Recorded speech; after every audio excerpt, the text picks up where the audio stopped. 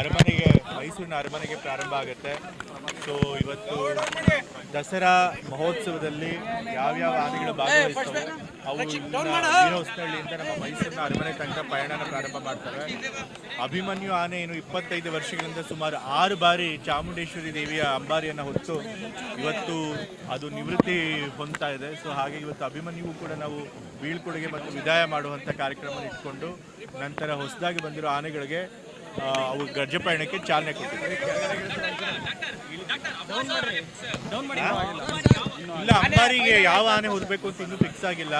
ಕೆಲವು ಆನೆಗಳನ್ನು ಗುರುತಿಸ್ಕೊಂಡಿದ್ದಾರೆ. ಅಲ್ಲಿ ಅರಮನೆಯಲ್ಲಿ ಟ್ರೈನ್ ಕೊಡೋ ಸಮಯದಲ್ಲಿ ಅವರು ಯಾವ ಆನೆನ ಕೊನೆ ಫೈನಲ್ ಆಗಿ ಅಂಬಾರಿ ಹೊರೋದಕ್ಕೆ ನೇಮಕ ಮಾಡಬೇಕು ಅನ್ನೋದನ್ನ ತೀರ್ಮಾನ ಮಾಡ್ತಾರೆ. ಕಂಬಳ ಇರುತ್ತೆ ಖಂಡಿತ. ಈ ಸರಿ ಮುಖ್ಯಮಂತ್ರಿಗಳು ಕಂಬಳ ಮಾಡಬೇಕು ಅಂತ ಹೇಳಿ ಸೂಚನೆ ಕೊಟ್ಟಿದ್ದಾರೆ. ಸೊ ಹಾಗೆ ಕಂಬಳ ನಡೆಯುತ್ತೆ. ಕಂಬಳ ಅಲ್ಲಿ ನಮ್ಮ ಸೈಕಲ್ ವೆಲೋಡ್ರೋಮ್ ಮಾಡಬೇಕು ಅಂತಿದೀವಲ್ಲ, ಆ ಜಾಗದಲ್ಲಿ ನಡೆಯುತ್ತೆ.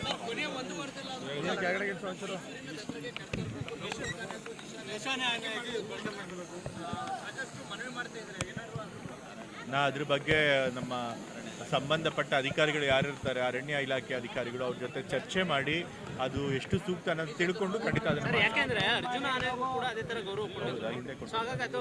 ಖಂಡಿತ ಹಾಗೆ ಅಧಿಕಾರಿಗಳ ಹತ್ರ ಮಾತನಾಡಿ ಆ ವ್ಯವಸ್ಥೆ ಕೂಡ ಮಾಡೋ ಪ್ರಯತ್ನ ಮಾಡಿ. Thank you.